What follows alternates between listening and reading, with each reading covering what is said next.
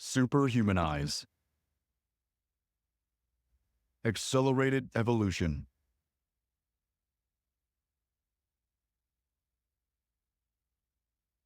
What if the clothes on your back, the very fabrics that define your identity, keep you warm or make you feel empowered, were actually working against your health?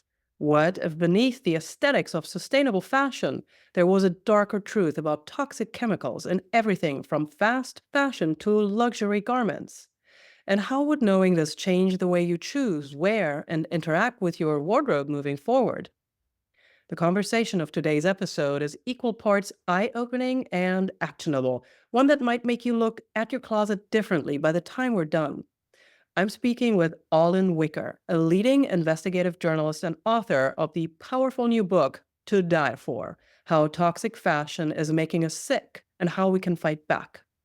If you've ever wondered about the invisible chemicals lurking in your clothes or the impact the fashion industry is having on both the environment and your health, this conversation is going to be absolutely essential. Alden's work delves deep into the hidden costs of fashion, exploring everything from autoimmune disorders linked to synthetic dyes to how greenwashing is deceiving well meaning consumers. She's appeared on platforms like NPR, Wired, and the BBC, and today she brings her insights here to offer both a critique of the fashion industry and, more importantly, solutions for how we can all make safer, healthier, and more ethical choices moving forward, and how we as consumers can push the industry toward genuine accountability. We'll also explore innovations in non toxic materials, practical ways to detoxify your wardrobe, and the truth about what's really happening behind those sustainable labels. Alden, welcome to the Superhumanized podcast. It's great to have you join us today. Thanks so much for having me.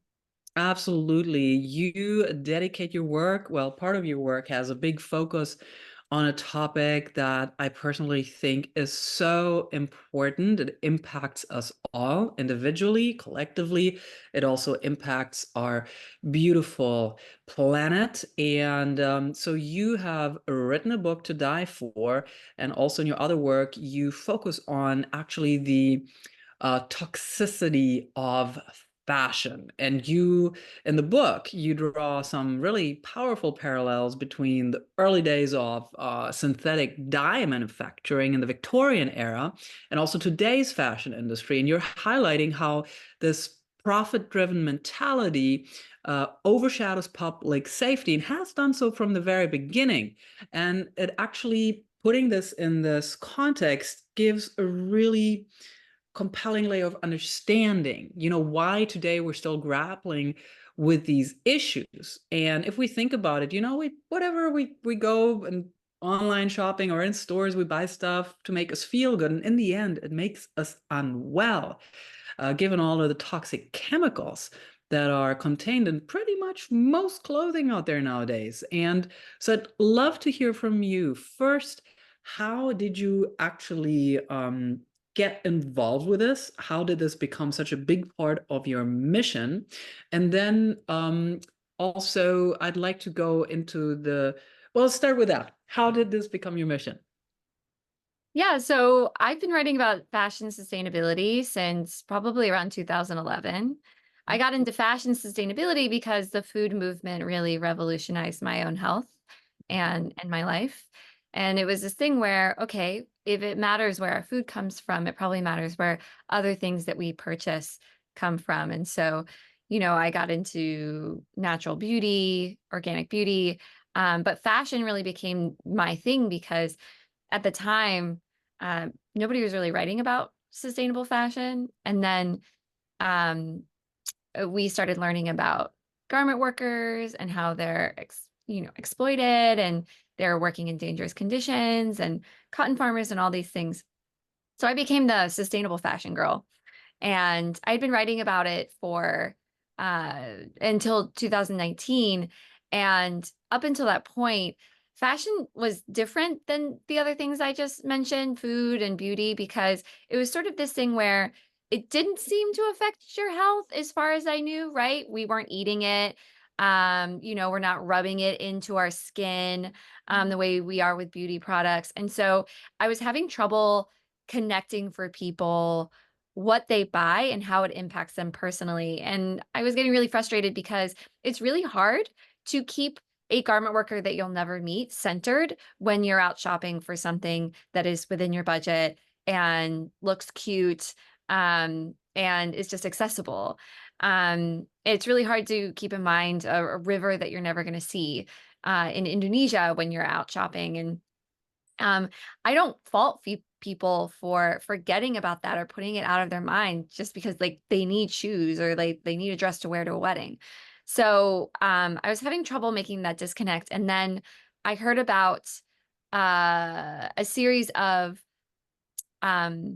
airline attendants who were suing their airlines. It was Delta I heard about first, but it also happened at Alaska Airlines, American Airlines, Southwest, because they had gotten really sick when they had gotten these new uniforms that were synthetic and had all of these performance attributes like being anti-wrinkle, stain proof, essentially like easy care, antifungal, all of these different things. And they were losing their hair or having menstrual problems, or some of them would just become like coughing, runny, swollen eyes, rashes, chemical burns. And then some of them would just become disabled when they would put on this uniform and get on the plane. They just couldn't work, flu-like symptoms, all the things. And so that raised a question for me, what is on these uniforms? And is it also on regular clothing? And so that investigation led me to publishing my book in 2022, 2022, 2000, I'm losing track of time, 2003, It says last year. 2020. About, yeah, I found out what was in these uniforms. And also I found out that pretty much all the things that were on the uniforms, save for the flame retardants, are on the clothing that you and I wear. It's just harder for us to make the connection between our health and what we wear because, we wear something different every day. And so if we personally feel like garbage, it's going to take us a while to figure out that it might be what's in our closet. Of course, and it's something that's really not at the forefront of the minds. If you think about food, for example, how many years or even decades it took for it to get a hold in the minds of the mainstream that it is important to look at what we eat. Now, of course, a lot of people still don't mind or can't mind for various reasons, but at least the awareness is there. With clothing, with fashion, it's just not there yet.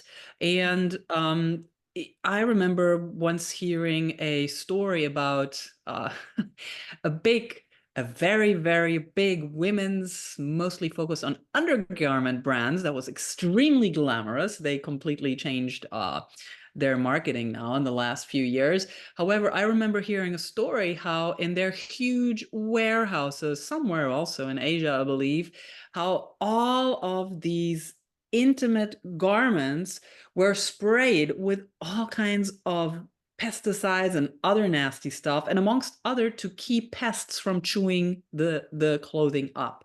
So just imagine, as a woman, these are the things, and most people don't even, not that it helps that much, but most people wear the brand new stuff even right out of the packaging, right? When you get the full dose of whatever this stuff has been treated with, aside from the toxic chemicals that are already in the clothing, what's sprayed on them on top to keep pests away. So I would like to dissect a little bit, as you also talk about in your book, what I mentioned prior, this, and you draw the parallels to the Victorian times. So how do you think this reluctance to regulate toxic chemicals in fashion, how that has influenced our current landscape, what we're dealing with, customer safety or the non-existing customer safety in industry practices? Yeah, so this has been going on, you're right. This has been going on for 150 years now. One of the first, so it used to be we had these natural dyes, and then the first dye that was invented was arsenic green. So they took arsenic, combined it with copper to make this very popular dye. And it's so interesting to see the parallels between what happened back then and what is still happening today, because these textile magnates were making a ton of money off of these dyed green textiles and floral crowns and everything that everybody wanted to have. And women would wear these arsenic green dresses that would throw off arsenic dust as they were dancing around the ballroom. Well, of course, who got criticized for wearing these dangerous dresses? It was the women who were wearing them, and nobody pointed a finger at the people who were making money off of this. And you still see this today, where influencers are slammed. These not even big influencers, like small time influencers are slammed for promoting fast fashion, toxic fashion, but nobody's able to personally attack the men who are billionaires off of pushing these things. And so what happened back then is everybody knew it was toxic, but it was not actually never regulated out of existence. The dye, all of these men and who were getting rich off of selling these dyes that were made from not just arsenic, but from extremely hazardous, coal tar waste, would pay scientists to assure the public that it was very safe. And then it would eventually they would sort of self-regulate enough that people kind of felt like it was under control, but there was never any legislation. Actually, it just sort of like faded away, and then they moved on to the next thing that wasn't quite so toxic, so that you didn't know immediately that you were putting something toxic on. So we moved on to putting substances that don't just cause an acute reaction like a rash, but are carcinogenic, mutagenic, reproductive toxic. So you wouldn't know for a very long time, that you would never be able to connect these things. So again, like, except in Europe, all of these things that we know are hazardous are still perfectly legal, especially in the United States, to put on clothing and sell to adults. And what you said about whether it was back in the day or now with the influencers, this blame Eve, just blame it on the women. I mean, that's something we've been repeating for thousands and thousands and thousands of years. How convenient. And it just also, obviously, I mean, I'm sure other people have mentioned it too, but it just stands out to me, the wording also as a writer, the die and to die.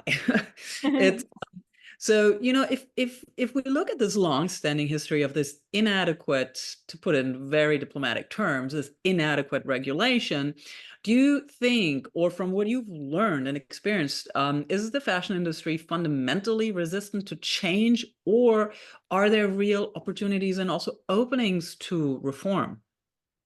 Oh, the fashion industry is actually a very traditional industry that does not want to change. Mm, And I found it's so interesting because the face of the fashion industry is women, right? And especially when it comes to sustainability, again, it's women. You have women influencers, you have women working in these fashion brands. But then when you peel back that first layer, the people I encountered who are making these decisions are all men.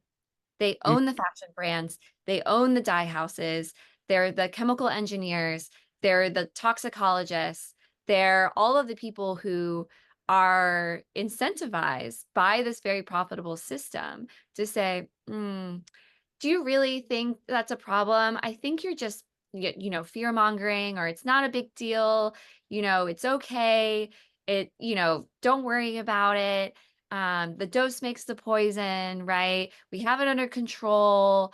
And then what I found is that it's the female researchers who are mothers who said, wait, something's not right here. And I'm going to go out and I'm going to prove it that that this isn't working. And so they're the ones who have said, like, hey, I'm going to take the fashion industry seriously, first of all, right? It's not just a, frippery that women, love to spend money on. It's something that has a real impact on millions of people. And I'm going to take it seriously as something that can impact people's health. And so the fashion industry itself, there are a lot of people in the fashion industry who want to change. They're usually not in positions of power to do so. mm-hmm. Yeah, so it's really also a matter of the awareness becoming more mainstream and people demanding better practices, demanding they be treated with more respect as consumers, and also demanding that workers be treated with more respect, our planet get treated with more respect. So I'd like to go into some more details. You mentioned the flight attendants, what happened to them. I think it's most important for people to actually make something like this more graspable, right? Like you said, it's hard to imagine a worker all the way around the world, or a river that you probably will never see in your life. In your book, you actually expose that most clothing items, from everyday wear to specialized gear, is treated with a completely unregulated cocktail of chemicals that actually pose serious health risks. And again, we're in constant daily contact with this. Can you actually give us some example about some of the most common, but at the same time under-recognized chemicals that are found in everyday clothing and that shocked you most? Yeah. So there's a few things. There's things that we've heard of that are in clothing, and that can show up in tests. So, for example, tests in recent years, they found lead and high levels of phthalates in, especially in synthetic clothing. So phthalates are endocrine disruptors, as I'm sure many of your listeners know. So they disrupt our hormones. Um, they found BPA is another endocrine disruptor. And then, so those are often found in these synthetic pieces, accessories. So you find phthalates in like vegan leather, or like plastic, or clear accessories, things like that. And you find BPA in stretchy spandex, polyester, workout gear, socks, things like that. Um, and then you can find these pesticides, like you said, that are sprayed on, or fungicides. And then you have PFAS. So PFAS is what's in those nonstick pans that everybody's been getting rid of. It's the Teflon chemical. It provides stain repellency and water repellency. So you'll find it in stain repellent things. You'll also find it in outdoor gear. So your ski gear, your snowboard gear, your waterproof winter boots. They're even putting it on like quick dry bathing suits, anything where they want to have that performance.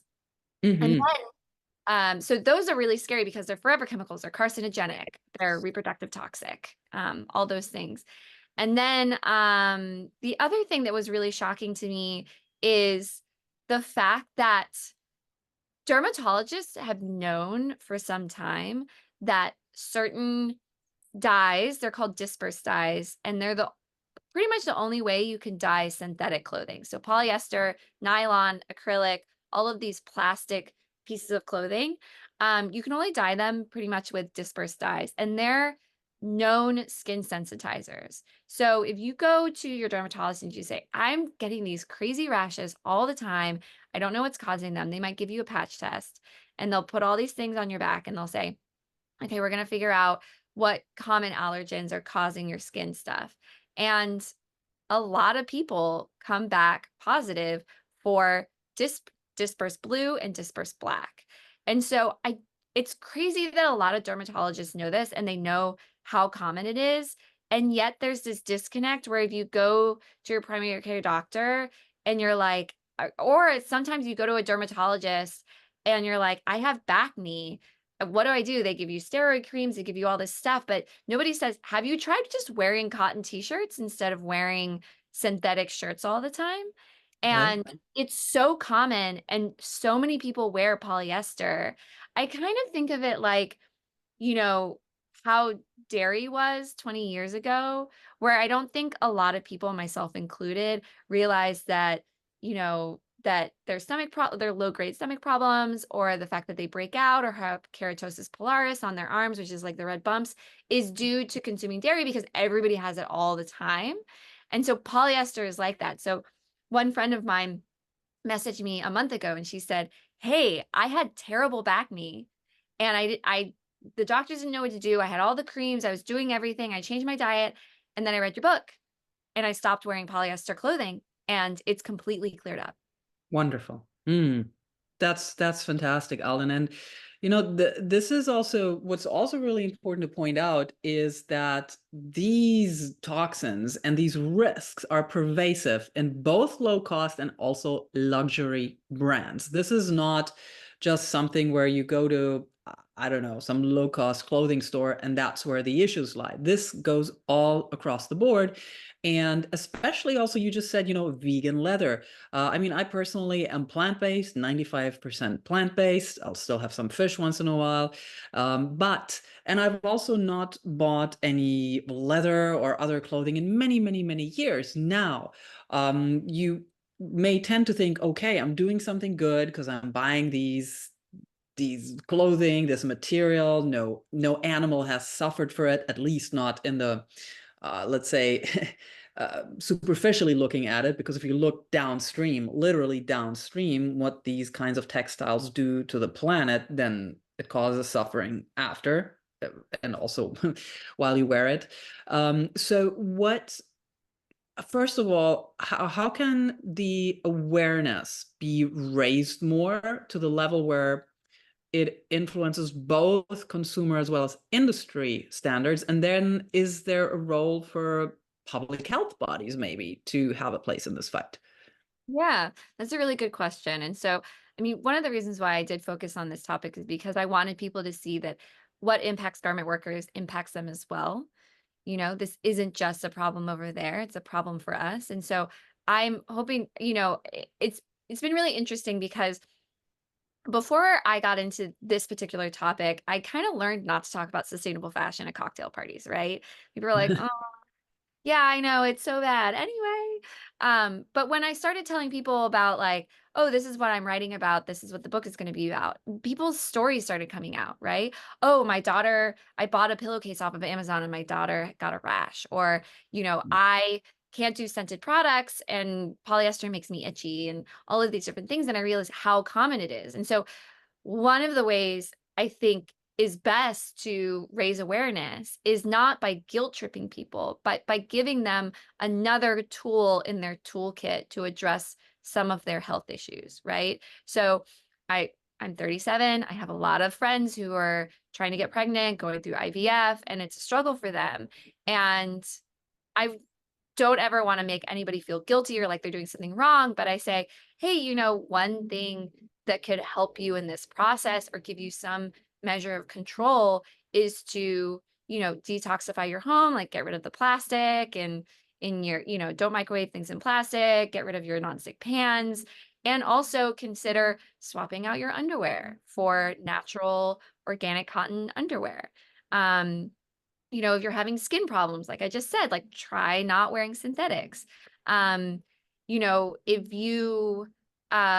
you're a cancer survivor, a cancer runs in your family, consider, avoiding ultra cheap fast fashion because it's more likely to be loaded up with carcinogens. And so this is, if you're buying organic food, if you're not eating processed food, if you're buying natural and organic skincare products and you're taking care of your health and you're purifying the air in your home and all these things, fashion is another avenue that you should not forget about. And that can be, I want it to be empowering instead of scary for people or guilt inducing.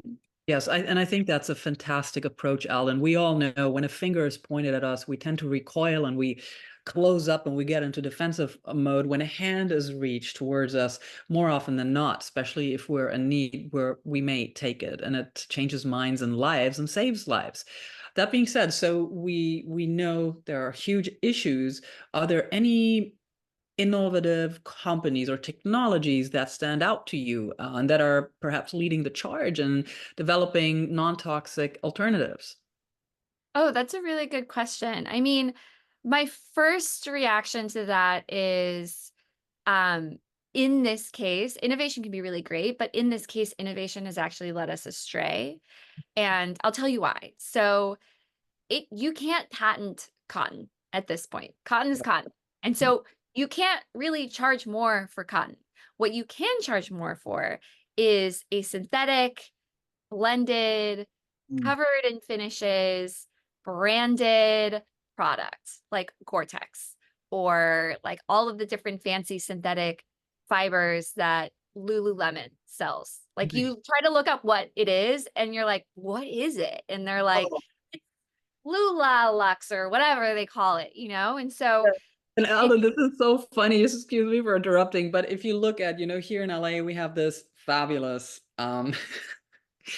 grocery store. It's called Airline. It's kind of Oh, like the yeah. Bentley or the Rolls Royce of grocery stores. Pretty much everything is ridiculously expensive there.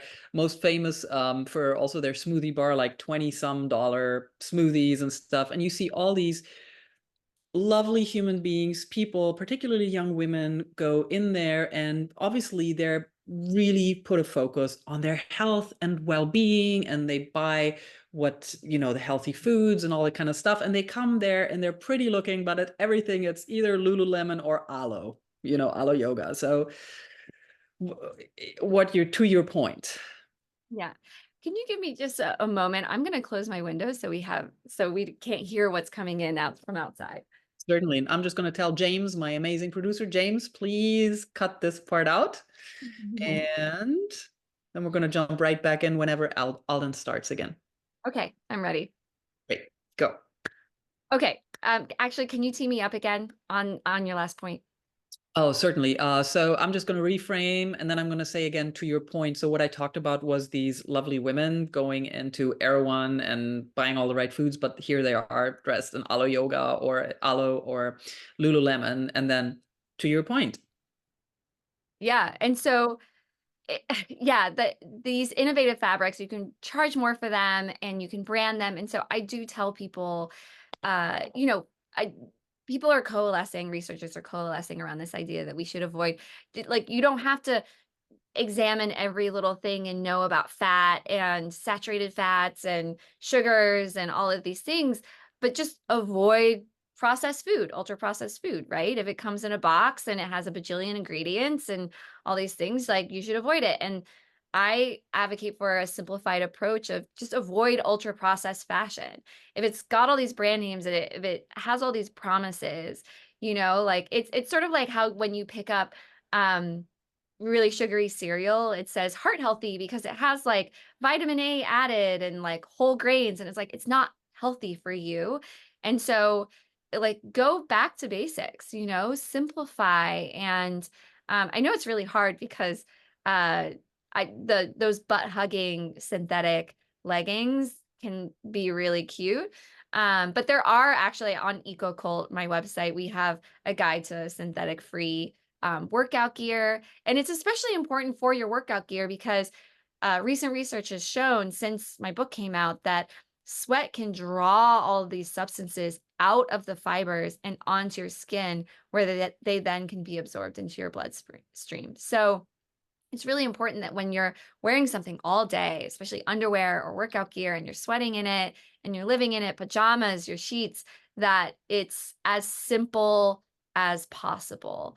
I will say that I have a good relationship with this one bedding brand called Izome, and they're based out of California, and they make these sheets that are all natural dyed, and the innovation is in the dye process to make sure that these herbal dyes that have benefits are color fast, so they don't come off when you sleep in them, right? Because that's like one of the things around natural dyes. People are like, oh, they come off, they fade, and all these things. So that's the innovation. But again, we're going back to these indigo and other herbs that have benefits, and so that's a company that people in the eczema community and psoriasis community really, really enjoy because it's not just less bad, it's better for you. That sounds amazing. And actually, what are some of the benefits of the different herbs that are used for these dyes? Yeah, so indigo actually is really interesting because it gives you that blue, and it's a really interesting dye stuff because it's not just like, you don't just take a blue flower and make indigo. It's this like artistic, almost like thing where you have to make it in a vat and all of these things. So it's this really time-honored tradition on every continent from Peru to China. And traditionally in Japan, it was used to soothe rashes and other skin problems by wearing it. And so it still has those benefits today if you wear it next to your skin, especially if it's if it's plant-based. Most blue jeans, for example, they do have indigo dye, but it's a synthetically made indigo dye Mm. from petrochemicals. And so chemically, it's almost identical. It's hard to see the difference, but if you can find real indigo dyed fibers or fabrics or artisan made clothing, that's going to be more beneficial. That sounds incredible. And I bet that not only for people who are dealing with skin issues, but people, who don't have problems, that it's actually very beneficial for your skin. Now, there's a lot of companies who claim to be sustainable, not toxic, and all this and that. However, greenwashing is a significant issue, remains a significant issue in the fashion industry. And a lot of companies just exploit customer desire for sustainability or non-toxicity with very misleading claims. And so I would like to know from you, Alan, what strategies do you know of that are most effective in cutting through this noise of greenwashing? How can consumers actually navigate these claims to support truly sustainable brands? Yeah, that's a really good question. And so the disappointing news is that if you see an organic label, I don't, from my research, I've found that that doesn't actually guarantee that it's non-toxic. The GOTS organic label is easily gamed. I've I've interviewed people and had people in my life who have had allergic reactions from certified organic products as well. And so it's not a very strong one. There are a couple other certifications, such as Oekotex. That's Mhm. Oekotex. And if you see the blue sign label, that's also a good indication that the company has been working. So Oekotex indicates that the product moved through a series of factories that are certified, and then it was tested at random pieces were tested to ensure that it was free of hazardous substances. And then blue sign indicates that a brand has been working very closely to source from factories that have very strong chemical management. The problem with the fashion industry at large is that a lot of brands won't pay more for higher quality products, and that includes safe chemistry management. And so there's a lot of dye houses that are just using whatever barrel of chemicals they can get for cheap from down the street, and they can be contaminated with all sorts of things. So it's true what you said before, that luxury brands can also be toxic. There is, so it doesn't, if you pay more, it doesn't necessarily mean that you're getting a safer piece of clothing. There is a floor, though, below which you cannot have safe products. I'm talking Shein prices, Temu prices or Temu prices, those random ultra cheap brands that you see on social media, Amazon brands with gibberish names. All of those have been tested and found to have hazardous chemicals on them, because you just can't get that price working with a reputable supply chain and paying a few pennies more to make sure that they're doing things the correct way. It costs money to have things tested and make sure that they're not hazardous. And you want to buy from brands that have a reputation to protect, and also that have a presence in the United States and especially in California, so that they're subject to California regulations, like those Prop 65 things. If it's just a random brand and you order it and it shows up 2 weeks later from China, you're taking a huge risk with your health. Yes, 100%, Alan. There is something else I'd like to talk about because there is a lot of talk about it, and that's bioplastics, which are touted as an eco-friendly alternative. But if you look at recent findings, they actually suggest that they may be just as harmful as conventional plastics. And bioplastics are used also in, some fashion brands use them and say, hey, this is a much better alternative. So what do you think are some of the misconceptions about bioplastics, and why are these misconceptions perpetuated? Yeah, so to understand why this is happening is, I think, very quick lesson. So plastics, bioplastics and plastics are made the same way. It just matters the feedstock. And so you're either taking petroleum or you're taking corn or beets or, algae or something like that. and you're using the same chemical process to take that carbon source, whether it's petroleum or beets, sugar beets, and you're turning it into plastic. And so a lot of the contamination and the hazardous substances, it doesn't matter what that carbon source is, it matters what happens to it. And so they're adding in plasticizers, they're adding in contaminants. Like there are tens of thousands of chemicals in plastics.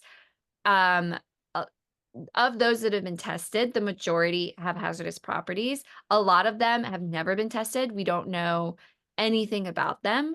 And so if you take a piece of plastic, it's going to have thousands of components in there. And some of them we know about, like BPA, phthalates, things like that. And so bioplastics, again, it doesn't matter where it was taken from for its toxicity. And in fact, some of them can be more toxic because to get them to the state where they are durable enough and have the same performance qualities as PET plastic made from petroleum, you have to do more to them and you have to add more to them. And so research has found that they have similar toxic effects to virgin plastics and sometimes even more. And so it's sort of this thing where we thought we could have our cake and eat it too. Like we thought we could go to picnics, or like we thought we could have like bioplastic lined to go coffee cups that we could throw away. And it turns out that's not true. The solution is to slow down a little bit and enjoy your coffee either in a reusable mug, or give yourself a break. Sit down and like sip your coffee out of like a mug at the place while you're having coffee with a friend, instead of like rushing around and succumbing to this promise that we could like live a better life when we're like stressed and like drinking out of toxic plastic. So true, Alden. Yes. I actually have a friend. She has her own mug, like real mug. That's what she takes to coffee stores. Just on a side note here, you also would want to mind talking about toxins, little segue, but coffee really drives everything deeper into your system. So that's why, for example, coffees with adaptogens, all kinds of superfoods have become so popular, because it's like a rocket ship. So imagine what happens when you drinking just a regular type coffee, the pesticides, the herbicides that the plant has been grown with. And so go for organic, mold-free, mold-tested coffee. Just a little side note here. So, we've spoken about the toll that these toxins take on human health. Let's talk about the environmental toll. A lot of people are now aware of that. We need to treat the planet, which we are of, and have the privilege to live on, better. Let's talk about the environmental toll of toxic fashion. Yeah. So I was told this crazy story about, I think many people have heard about the fact that secondhand fashion waste is a huge problem in places like Ghana. They've taken a lot of our waste, they resell some of it, and a lot of it just goes, in the lit landfill, I'm using air quotes, and where it can catch on fire, or it goes in the waterways. And so they have it all over the beaches. It's insane. And so somebody told me this story about, I think it was Liz Ricketts from the OR Foundation that does a lot of work on this topic, about how on Easter a few years back, all of these fishes started turning up dead, like just this huge fish kill off the coast of Ghana. And because of the religious overtones, some people were like, this is the end of the world. And other people were like, God's giving us fish. And it was this huge thing. And they were trying to figure out, like, why are all these fish dying? And they think it's because they had dredged out a channel leading to the ocean that was filled with old clothing. And all of that stuff that we put in our clothing had seeped out into that channel. When they dredged it, it just released this flush of hazardous chemicals into the ocean, where it killed all these fish, which is, I mean, it's so tragic. And then you see this on the front end too. So you see polyester manufacturers in North Carolina putting 1,4-dioxane, which is a hazardous chemical, into the whole Cape Fear watershed. into the water that people are drinking. You see other textile factories in the Carolinas putting PFAS into the watershed, into people's drinking water. So you see it on both ends. You have it outside the manufacturing plants and not just over there, like in, the United States as well. And then you have it on the back end in, seeping into, seeping from landfills, and then you burn this clothing. So all of that stuff is going up into the air where people can breathe it in. And then you have microfibers. So we're ingesting microfibers all the time and microplastics all the time. And again, they have whatever we've put on clothing. So we have the stuff that's in there, like plasticizers, BPA, phthalates, those immunosensitizing dyes I talked about, carcinogenic dyes, flame retardants, and, like formaldehyde, all these things. And so we're ingesting them, we're eating them, from the air and our water, and we're breathing them in. And so it's just, it's crazy to think that for a while people were saying, well, it doesn't matter what's on fashion. It's not like you eat it.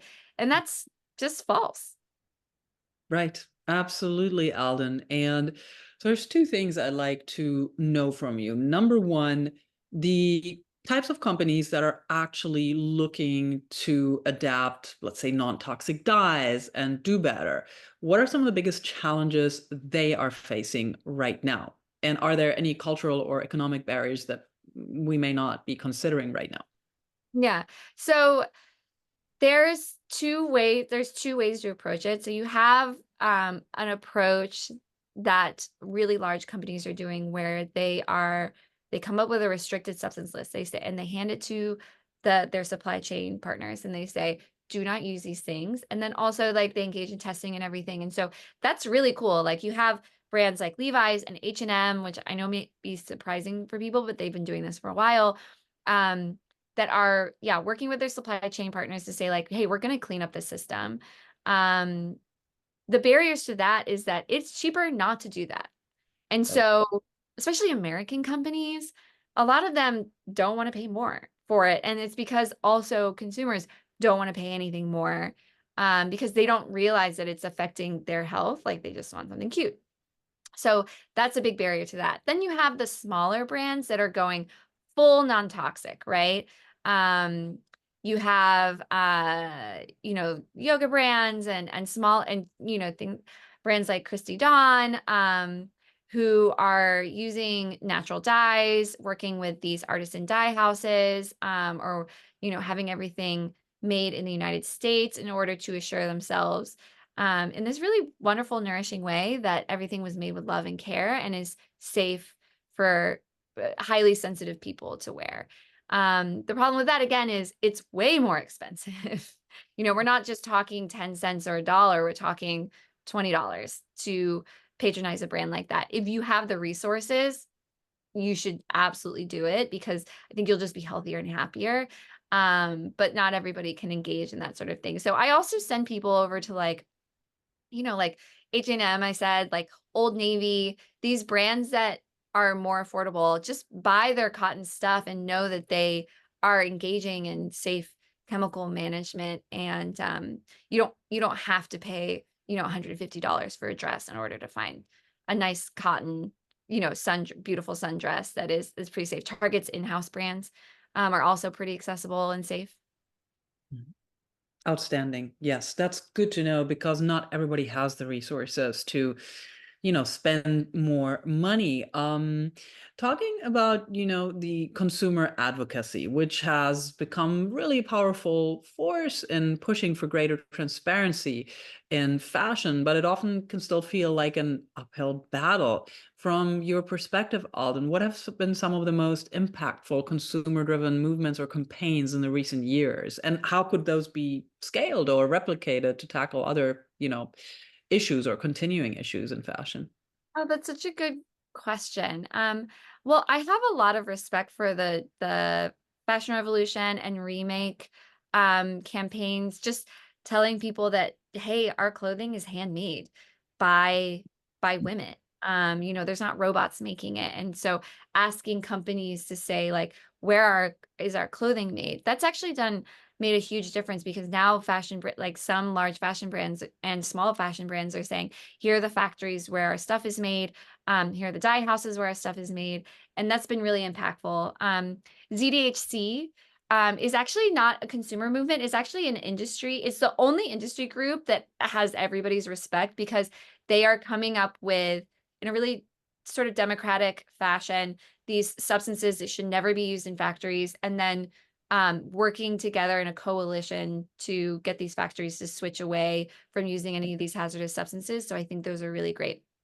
I have a lot of respect for the clean beauty movement, because now you can walk into any drugstore or a grocery store and find brands that are, paraben free and phthalate free. And so I'd love for that same energy to arise in the fashion space, where people are saying, I want my clothing to be free of BPA, to be free of, any endocrine disruptors, things like that.